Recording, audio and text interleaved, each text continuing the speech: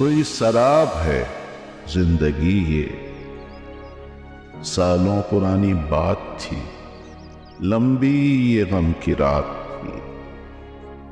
अब जो तुझसे मिलूंगा मुझे पूछना है सवाल कोई, मुझ में बसता है ख्याल कोई। तू मेरा होकर क्यों ना मेरे पास रहा,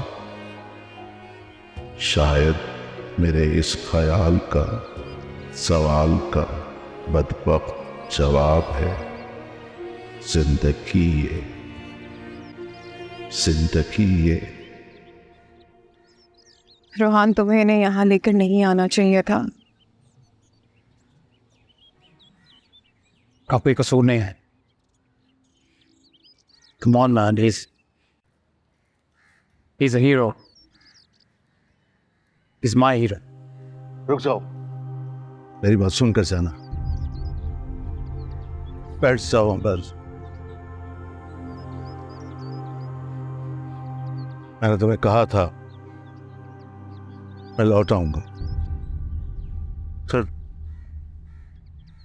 तुमने थोड़े से इंतजार में ये हार मान ली। जो कुछ भी हुआ मैं तुम्हें माफ कर दूंगा, लेकिन तुम बच्चों पर जुल्म मत करो। तुम मुझे माफ करोगे? तुम मुझे माफ करोगे हुमायूं?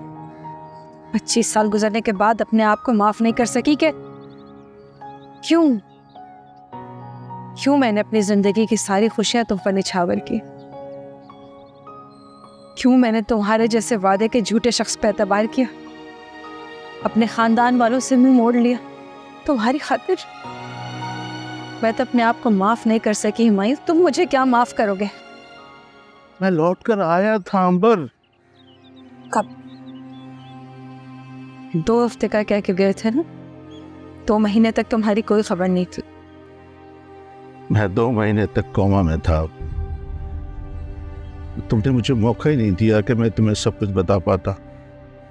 अगर मैं तुम्हें बताता कि अम्मी जान ने अपनी कसम देकर मुझे हैदराबाद बुलाया है ताकि मैं भी पूरी फैमिली के साथ शुमाली इलाकों की सैर को जाऊं, तो तुम मुझे कभी इजाजत ना देती।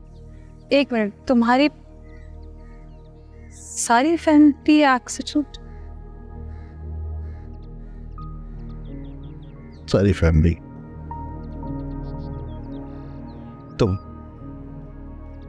कुदरत ने मौजज़ा किया कि 1 साल का रूहान, उसे कोई खराश तक नहीं आई, और उसके अलावा अगर कोई सांस बाकी थी तो वो मेरी थी।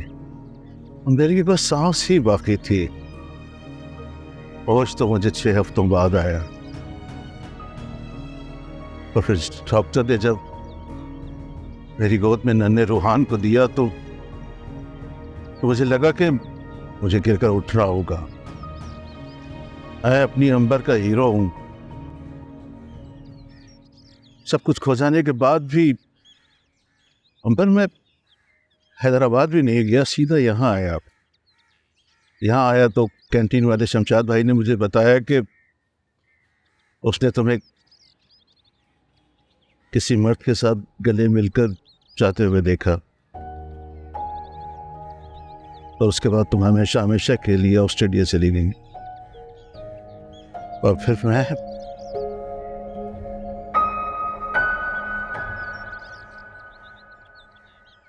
एक बार फिर से सब कुछ खो बैठा। वो मेरे भैया थे हुमायूं, मैंने उन्हें बुलाया था। जब महीनों तुम्हारी कोई खबर नहीं मिली तो तुम्हारे दफ्तर वालों से मालूम किया। उन्होंने कहा 2 महीने से तुम्हारा कुछ अता पता नहीं मालूम।